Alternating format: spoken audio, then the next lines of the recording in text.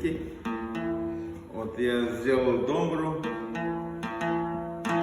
Домбра казахская, как бы, но почему-то она получилась бурятская, потому что струны поставил от гитары, строй по-другому сделал, и аккорды, естественно, другие стали.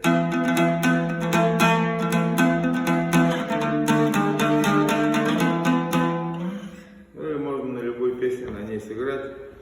Попробуем итальянскую песню.